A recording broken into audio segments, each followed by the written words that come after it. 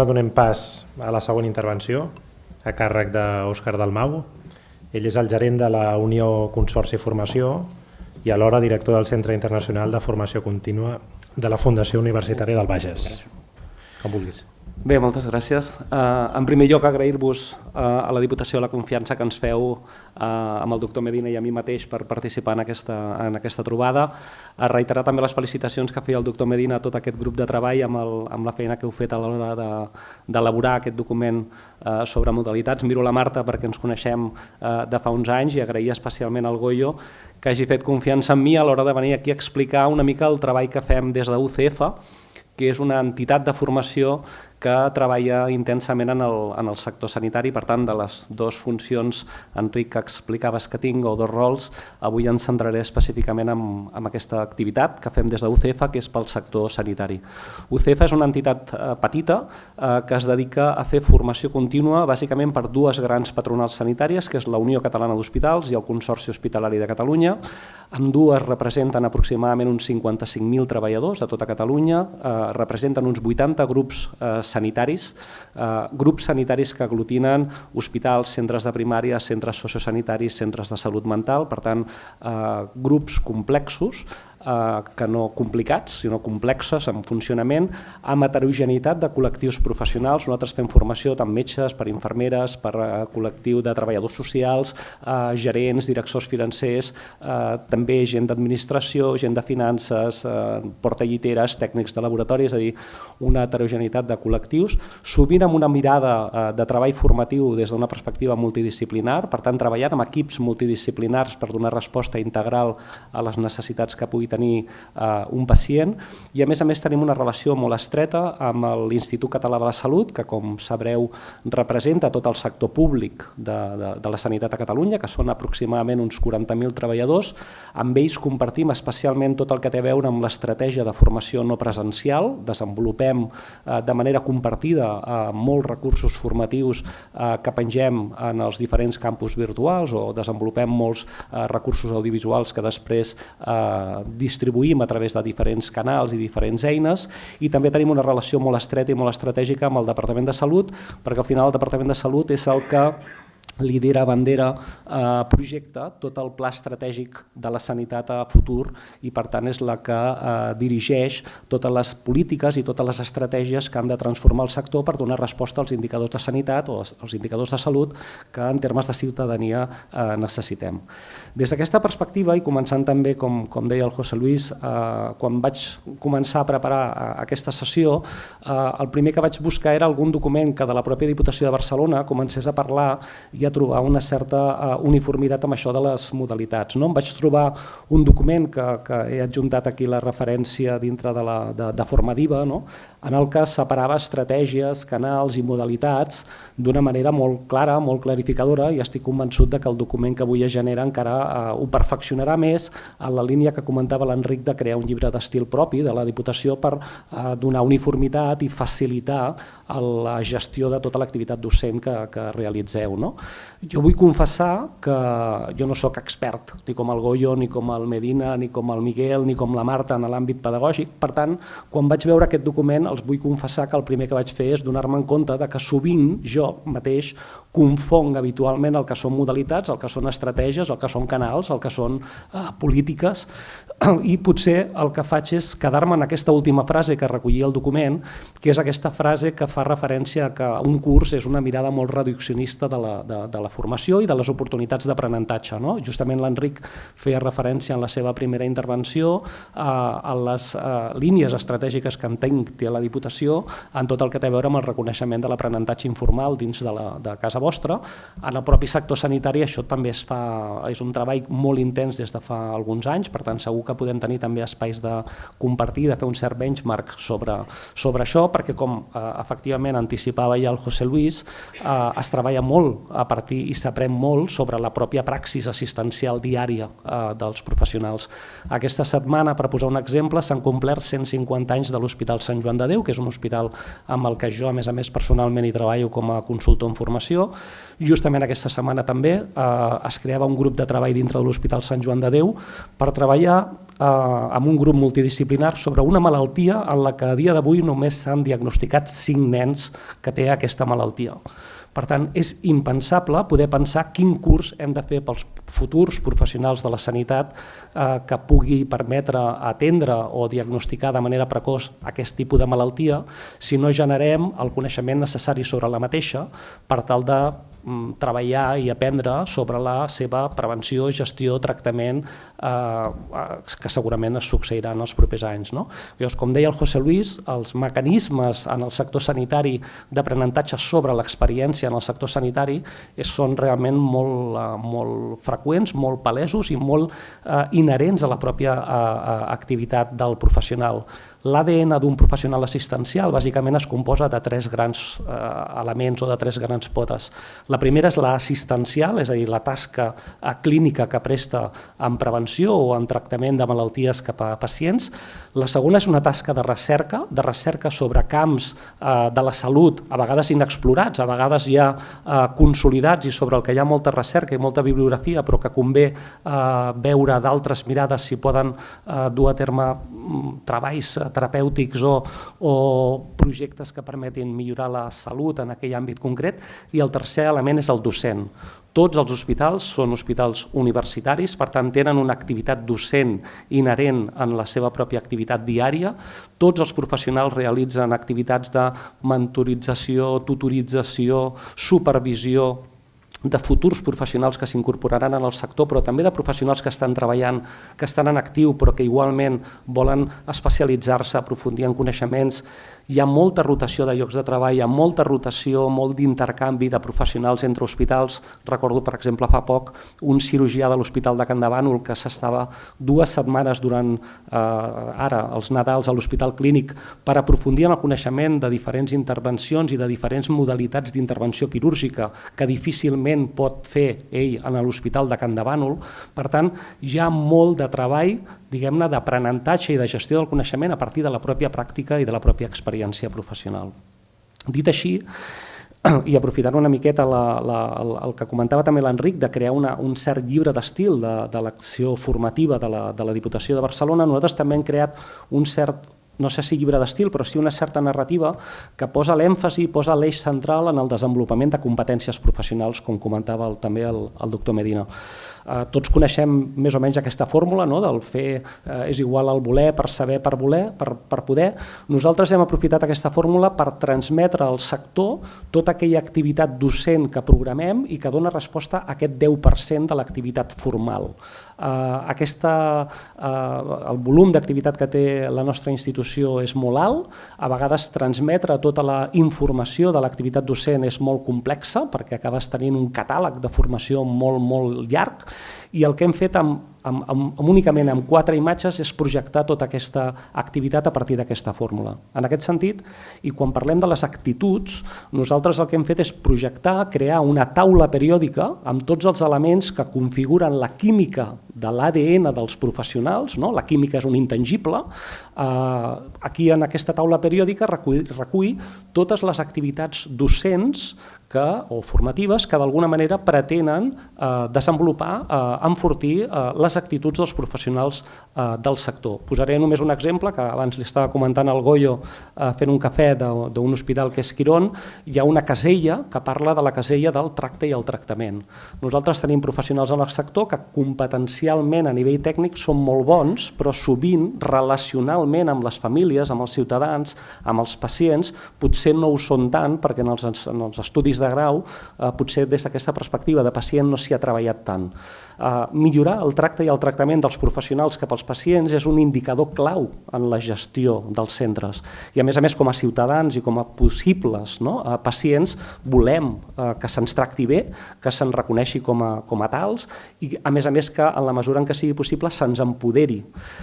Fer aquesta formació de tracte i tractament no és tant un formador amb una pissarra, sinó generalment generar dinàmiques i espais de treball per evidenciar conductes dels professionals que sovint poden incidir des de la perspectiva del pacient en un no bon tracte o no bon tractament.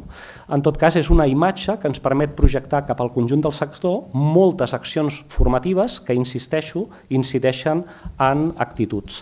El segon element és l'element més del coneixement. que abans el propi Medina posava en relleu. Jo haig de saber certes coses.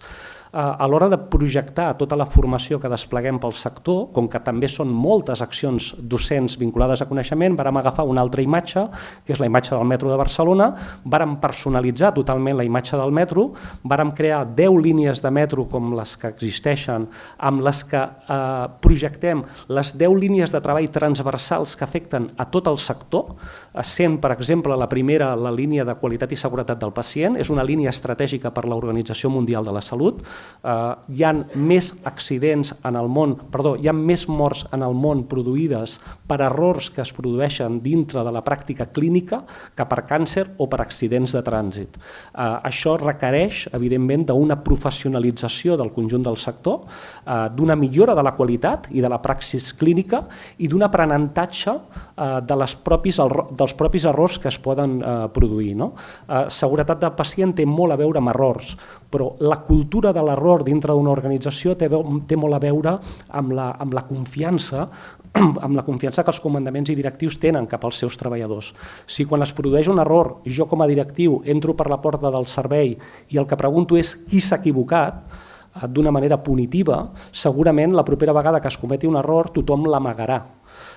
Si la gestió que es fa de l'error és menys de qui l'ha fet i de per què s'ha produït i com s'ha produït, probablement puc generar una cultura amb la confiança necessària com per començar a treballar amb un sistema d'aprenentatge d'aquests errors, per tal que l'error d'avui, evidentment, sigui una oportunitat de millora en termes de procediments, de protocols, mètodes de treball que faci que no produeixi aquest error demà. 10 línies de metro que projecten 10 línies de treball absolutament transversals a tot el sector, amb independència de que jo treballi en un hospital, que treballi en un sociosanitari o que treballi en un dispositiu de salut mental, treballi a Puigcerdà o treballi a l'Hospital Clínic. Tercera imatge, amb l'àmbit de les competències, del poder, vàrem agafar una imatge que barreja 2 districtes de la ciutat de Barcelona, l'Eixample i el 22 Arroba. En quin sentit volíem utilitzar aquesta imatge? Volíem projectar darrere de la imatge totes aquelles accions formatives que per un costat ens parlen d'eixamplar competències professionals. Per exemple, avui hi ha infermeres que estan monitoritzant nadons des de 0 anys fins a 12-14 anys, que són nadons sans, sense la intervenció d'un pediatre. Això abans era impensable, competencialment el pediatre s'hi hagués oposat. Per tant, avui s'estan eixamplant competències professionals i alhora s'està transformant el sector també, especialment a través de l'impacte de les noves tecnologies i de la, diguem-ne, coordinació entre diferents nivells assistencials. Cada cop, per exemple, el treball entre salut i social és més evident i això, per exemple, professionals que hi esteu en el terreny, en les ciutats i en els municipis i que tenen una mirada des de, per exemple, treball social, ho poden evidenciar. Cada cop el pacient és l'eix del sistema amb independència de quina és la mirada que des de l'àmbit salut o des de l'àmbit social es pugui fer d'aquest pacient. Per tant, aquesta imatge ens permet projectar també tota l'acció docent que fem en aquest àmbit competencial. I per últim, que dona peu, diguem-ne, a parlar de modalitats, és aquesta idea de les trajectòries. També l'última imatge és la imatge de l'Skyline de Barcelona. L'Skyline de la ciutat de Barcelona o la de Nova York no deixa de ser el perfil d'una ciutat. Quan nosaltres dissenyem una formació i la projectem per un professional, el que estem pensant és en traçar quina serà la formació formal i informal que precisarà al llarg de la seva carrera professional per desenvolupar de manera excel·lent la seva tasca. Amb independència que això passi en una aula o passi en el lloc de treball, amb independència que passi a través d'un recurs formatiu de vídeo o passi a través de la mentorització per part d'un company, amb independència que això passi a través d'un accés que pugui fer a través del mòbil o que passi a través de llegir un manual formatiu. El que hem de tenir clar és, per un costat, què fa i què s'espera competencialment de cada professional. Nosaltres, com us deia, tenim heterogeneïtat de professionals. No és el mateix una infermera que treballa en urgències de l'àmbit pediàtric que la infermera que treballa en una residència geriàtrica o que la infermera que salta d'una ambulància en un accident de trànsit. Cadascuna competencialment té un àmbit diferent i el que hem fet ha estat un treball d'identificar aquest marc competencial de cada funció. El que també s'ha fet és identificar quina és la trajectòria professional que majoritàriament fan els professionals dintre de les organitzacions per veure en quina mesura el seu desenvolupament professional requerirà d'accions formatives, formals o informals, al llarg del temps. I a partir d'aquí dissenyar estratègies de formació, estratègies compartides entre la nostra institució, que és externa als hospitals i als centres, amb els propis departaments de formació i de recursos humans de les organitzacions, per tal d'acompanyar a tots aquests professionals a donar resposta als objectius estratègics que cada centre pugui tenir. Objectius que són significativament diferents. Jo puc tenir un objectiu global de sector, però la realitat de l'Hospital Clínic respecte a l'Hospital de Palamós o respecte a l'Hospital de Mataró són objectius significativament diferents. Per tant, la idea, l'estratègia és, per un costat, acompanyar el professional al llarg del temps, fer-ho de la mà dels responsables de formació i desenvolupament dels centres, fer-ho de la mà dels comandaments i directius, que són els que estan en el lloc de treball i per tant que ens poden ajudar a evidenciar si competencialment els professionals estan mostrant en el lloc de treball aquelles competències de la manera excel·lent com d'alguna manera preteníem, i a més fer-ho de manera co-creativa, co-col·laborativa amb tots els professionals del sector, perquè entre d'altres tot l'equip d'UCF no és de l'àmbit assistencial sinó pedagògic. Dissenyant aquests itineraris, el que hem vist és la necessitat d'incorporar tota mena de recursos, d'estratègies, de canals, de modalitats que d'alguna manera estiguin sempre orientades a garantir aquell aprenentatge i aquell coneixement que es precisa per excel·lir en el lloc de treball. I el que jo volia, per anar acabant, era mostrar un reguitzell, un seguit d'experiències que hem fet de manera molt visual, que d'alguna manera donen resposta al document que s'ha elaborat per part vostra, perquè metodològicament o en termes de modalitat són molt semblants, però en aquest cas ho hem apropat molt al que és el nostre àmbit d'acció, que és l'àmbit clínic i assistencial. Abans, però, de començar a passar imatges, sí que voldria dir que sempre que pensem en l'àmbit clínic i assistencial ens enfoquem molt cap al que és la competència tècnica. Un cirurgià que sàpiga fer una intervenció corresponent o una infermera que sàpiga prendre la pressió, que sàpiga punxar. Nosaltres tenim una mirada no només tècnica, sinó especialment no tècnica. De fet, el que ens interessa més és la millora en tots aquells elements no tècnics, perquè el que hem evidenciat és que el grau, diguem-ne, de competència tècnica dels professionals que treballen en el sector és extraordinàriament alt. On hi ha més oportunitats de millora, on hi ha més gaps, diguem-ne, en termes d'oportunitat de canvi i de transformació, són en tots aquells elements de caràcter no tècnic. I és des d'aquesta perspectiva que intentem des d'UCF treballar-hi més. En tot cas, exemples de modalitats amb els que habitualment treballem. En primer lloc, ho deia el doctor Medina, les sessions clíniques, de fet, són l'element més valorat en formació contínua en els hospitals pels professionals.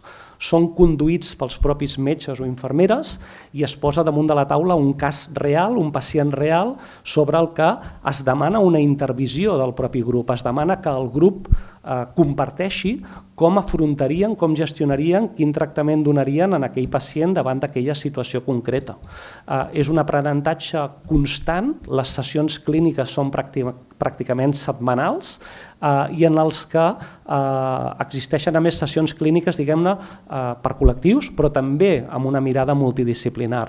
Hi ha inclús sessions clíniques en les que es treballa, per exemple, la millora a partir de la recerca bibliogràfica que pugui haver a nivell mundial sobre una malaltia concreta o sobre un tractament concret. Per tant, no deixa de ser una oportunitat, diguem-ne, d'aprenentatge gestionat o autogestionat pels propis professionals, que s'emmarca dintre del context de l'organització i que té molt a veure amb la vinculació amb aprenentatge directament relacionat amb lloc de treball. Es despleguen molts materials interactius, com també en el campus virtual de la DIVA. Per posar un exemple, aquest és un curs sobre transfusions segures que es fa conjuntament amb el Banc de Sang. S'emmarca dintre d'un programa de formació sobre el que els comentava abans, seguretat de pacients. En el curs online de seguretat de pacients, que té exactament 14 hores online, han participat només a Catalunya 58.000 persones, 58.000 professionals, i ha estat agafat com a model d'excel·lència o com a exemple de treball diguem-ne, per altres comunitats autònomes i per altres escoles de salut pública d'altres entitats. Últimament es treballa molt amb recursos infogràfics, es treballa molt amb elements visuals, també per la facilitat que té l'element visual d'enviar-se i de difondre's a partir de l'ús de les xarxes socials. Moltes de les nostres infografies estan penjades, per exemple, en parets o en portes d'entorns de blocs quirúrgics, d'espais de treball real, perquè visualment els recorda praxis o àmbits de treball que d'alguna manera creuen que és important de recordar. Es treballa molt en vídeo. Aquest és un exemple de l'Hospital Sant Joan de Déu, és un projecte que es diu 5 minuts, els recomano que ho puguin mirar per internet. És una formació exactament que dura 5 minuts. És una col·lecció de vídeos fets pels propis professionals, en aquest cas és col·lectiu d'infermeria, que durant 5 minuts comparteixen a través d'un vídeo quelcom concret. A més, aquest vídeo es projecta en temps real a tot l'hospital en un canvi de torn que succeeix cada divendres de 2 menys 5 minuts a 2 o'clock. I en aquells 5 minuts, totes les infermeres de totes les plantes que en aquell moment poden es posen a mirar a través de la pantalla la pràctica que un company o una companya vol compartir. Hi ha més de 150 píndoles, per tant porten més de 150 divendres compartint coneixement i experiència. El propi hospital ha evidenciat que l'aprenentatge no succeeix durant aquells 5 minuts, sinó que quan els professionals deixen de mirar la pantalla, continuen entre ells comentant allò que acaben d'aprendre i a més, o de compartir. I a més es facilita, diguem-ne, un espai virtual per poder compartir l'experiència amb la persona que ha elaborat aquell vídeo o per poder debatre, a través de debats online, per poder debatre sobre aquella pràctica. És una experiència realment molt interessant d'allò que anomenem sovint els de formació microformació, no? 5 minuts. L'ús del vídeo és molt habitual en el nostre sector, també per treballar tots aquells elements que tenen a veure amb tècnica i amb habilitats. Aquí tenen un exemple sobre vídeos per moure malalts. Són vídeos generalment tutorials que el que fan és treballar des de la perspectiva de seguretat del pacient, és a dir, que el pacient no es caigui en una mala maniobra i alhora prevenció de riscos laborals, per tant que el professional que fa aquella maniobra no es faci mal a l'esquena o en un braç duent a terme aquella maniobra. Aquests mateixos vídeos són accessibles a través d'un codi QR en les pròpies màquines. És a dir, si jo necessito utilitzar d'una grua per moure un malalt tetraplègic, la grua incorpora en alguns hospitals un codi QR que em permet a través del mòbil, si vull, veure un tutorial sobre com utilitzar de manera segura aquell recurs, aquella tecnologia. Perquè, evidentment, no tots els hospitals utilitzen exactament la mateixa tecnologia i com que hi ha molts professionals que, a més, estan rotant en termes de plantes o en termes d'organitzacions, doncs potser no conec exactament com funciona aquella grua o com funciona aquell disc lliscant o com funciona aquella altra eina. El codi QR em permet ràpidament veure un vídeo que en aquest cas dura exactament 1 minut 34. Per tant, de manera molt ràpida puc veure la praxis. Igual que, per exemple, tots aquests vídeos de mobilització els puc tenir descarregats amb una app que puc portar en el meu mòbil i puc consultar en qualsevol moment tots els vídeos de mobilització segura. Són estratègies que ens permeten apropar el coneixement d'una manera molt pràctica a tots els professionals del sector. De fet, l'ús del mòbil és molt constant en el nostre sector com a canal, diguem-ne, o com a vehicle de formació. Tenim molts cursos o molts microcursos que utilitzen diferents, diguem-ne, aplicacions que existeixen en el mercat. Aquesta és una que és Snackson, que abans em comentava que igual vostès també coneixen. Nosaltres tenim molts cursos que ens permeten treballar també des d'aquesta perspectiva. Hi ha una altra eina que també poden consultar per internet que es diu LSessions.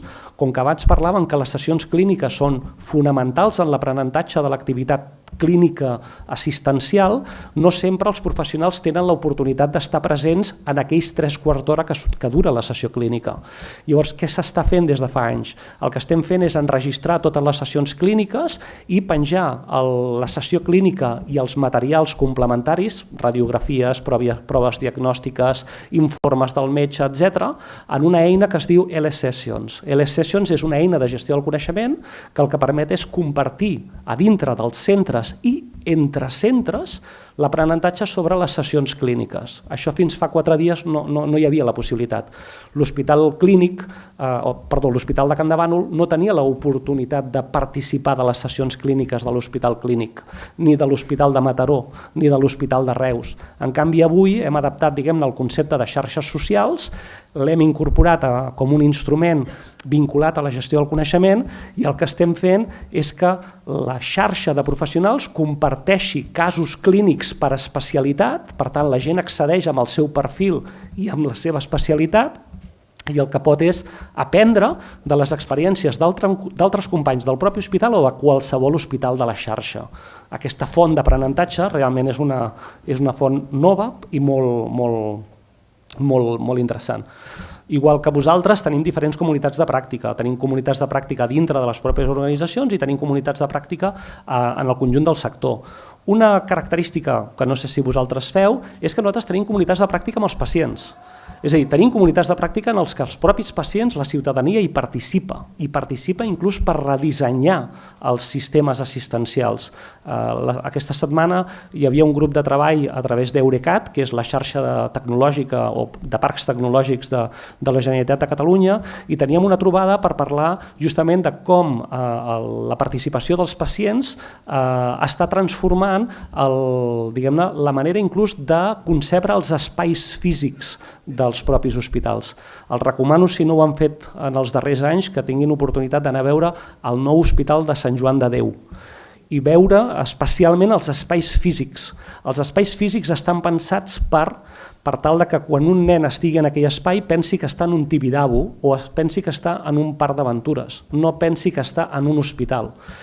Justament fa pocs dies, celebrant els 150 anys, el seu gerent, el doctor Manel del Castillo, reforçava aquest element. Volem que els nens, dintre de la dificultat, i les famílies, dintre de la dificultat que estan en una situació que no volen, de malaltia, intentin viure aquest espai com un espai de divertiment, de joc, de descoberta, d'aprenentatge, de repte, i que d'alguna manera els faci oblidar la dificultat que fa que estiguin d'alguna manera aquí. Per tant, la participació dels pacients en el nostre cas és molt evident, fins al punt que la Generalitat de Catalunya té un projecte, té un programa que es diu Pacient Expert, en el que el pacient és formador d'altres pacients. I això succeeix pràcticament en totes les àrees bàsiques, en tots els centres de primària de tota Catalunya. Un pacient diabètic, que és un formador, s'ha format en formació de formador amb el doctor Medina, comparteix no només la seva malaltia, sinó la gestió que ell fa de la seva pròpia malaltia per tal que altres persones que potser tenen més pors o tenen menys capacitat de gestionar la seva malaltia, doncs descobreixen o tenen eines, recursos, instruments per tal de tenir més seguretat, per tal d'empoderar-se més. Formació de i amb valors. Evidentment nosaltres fem molta formació vinculada a actituds, molta formació en valors, però en aquest cas el que fem és una mirada diferent. Aquí els he agafat un exemple, nosaltres fem un curs per introduir sobre com la impressió 3D està ajudant a la generació, diguem-ne, d'una millor praxi assistencial. Avui, per exemple, estem transformant ecografies, que seria 2D, o ecografies en 3D, en una impressora, estem, diguem-ne, imprimint una columna, un braç, una mà, per tal que els professionals, mirant aquell objecte, puguin pensar quin és el tractament o puguin avaluar quina és la millor intervenció que s'ha de fer sobre el pacient. Per tant, estan aprenent, a partir de la impressió 3D, sobre com han de dur a terme aquella activitat real que després faran amb el pacient.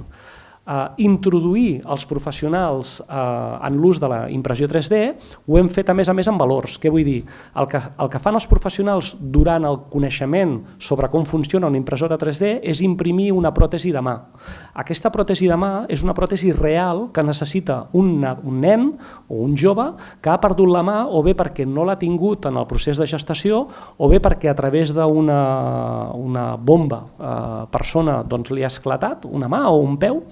I durant la formació, és a dir, durant el propi aprenentatge de com funciona una impressora 3D, els professionals assistencials acaben imprimint i moldejant una pròtesi, aquesta pròtesi s'envia a través de l'ambaixada dels Estats Units, d'aquí de Barcelona, a Estats Units, arriba una ONG, aquesta ONG ho envia al país que ha sol·licitat aquella pròtesi, s'acaba implantant aquella pròtesi al nen o al jove o a l'adolescent que l'havia perdut i acaba arribant una imatge real del pacient que acaba de tenir aquella pròtesi implantada. Pròtesi que a més ha estat imaginada o dibuixada pel propi noi o per la pròpia noia. No deixa de ser una mirada diferent de, ostres, com podem pensar la formació amb un component, diguem-ne, de responsabilitat social corporativa. Gamifiquem molt, també és una estratègia que sortia en el document, l'ús del joc. Hem utilitzat molt jocs, diguem-ne, tipus escape room, però portats als jocs de treball. Aquí tenim diferents exemples. Igual que hem incorporat molt l'ús de l'ego, sobretot en processos de creativitat i en processos d'innovació, igual que hem creat els nostres propis jocs. Hem creat jocs com aquest, Management Coros, que és un joc per reflexionar sobre les competències directives dels comandaments, caps de servei i caps d'unitat dels propis hospitals. És un joc de cartes molt interessant que reflexiona i permet compartir estratègies en el desenvolupament competencial. I aquí tenen un joc de casos clínics, que jo puc jugar amb el mòbil. Els casos clínics són reals. La reflexió assistencial que hi ha darrere dels casos clínics és una reflexió basada en evidència científica. Per tant, la interfície pot semblar un joc, però realment no és un joc. Això ens porta a l'àmbit de la simulació, on el doctor Medina també és un expert. La simulació no deixa de ser espais quasi reals que incorporen càmeres que ens permeten enregistrar com els professionals duen a terme aquella pràctica. Com que, evidentment, no trobaríem actors que es deixessin obrir en canal o intervenir, sovint aquests actors els canviem per ninots, per simuladors. Simuladors, però, que són de superalta tecnologia. Hi ha simuladors, aquí l'última imatge és un simulador que plora, és a dir, jo apreto un botó i plora. Igual que apreto un botó i puc reproduir 52 sorolls diferents en cadascun dels dos pulmons, o puc parlar a través del propi simulador. Per tant, el grau de realisme que està arribant la tecnologia de suport a l'aprenentatge i a la gestió de la formació en el sector sanitari és molt evident. Aquí tenen, per exemple, exemples de simulació hàptica, simulació en el que jo estic fent com una intervenció quirúrgica, senzillament que en comptes de fer-la realment amb un malalt o amb un ninot, ho estic fent contra pantalla. Igual que es fa molta activitat de simulació, per exemple, amb animals. Fixeu-vos que tot l'espai és real, és un quiròfan real, senzillament que el pacient no és un pacient real, no és un cadàver, sinó que en aquest cas és un cadàver d'un animal. L'objectiu és sempre aprendre. I des d'aquesta perspectiva nosaltres també tenim una mirada en l'avaluació. Jo crec que és compartit el fet sempre d'intentar veure en quina mesura podem avaluar l'impacte de la formació. Els poso un exemple, com que he utilitzat molts vídeos sobre la utilització de la formació i dels vídeos per tal de fer formació en mobilització de malalts. Aquest és un exemple sobre com hem avaluat fins al ROI de la formació, en aquest cas de mobilització de malalts. No només avaluem que la gent hagi anat al curs, que en aquest cas té una finalització del 96 o 97%, sinó que la gent hagi quedat contenta, que té en aquest cas un grau del 90-100%, és a dir, la gent ha quedat molt contenta, sinó que a més han après durant el curs perquè hem fet activitats que permetin avaluar l'aprenentatge. En aquest cas la gent ha avaluat un 90 o un 100%, diguem-ne que s'ha contrastat aquell aprenentatge. En un 90 o 100% hem vist que aquest aprenentatge s'ha portat al lloc de treball fins al punt que el nombre de baixes per lesions musculoesquelètiques dels professionals s'ha reduït en un 94%. És a dir, gràcies a aquesta formació, en aquest cas s'han reduït 12.000 euros de cost de personal per cobertures de baixes que sense la formació no hi havia.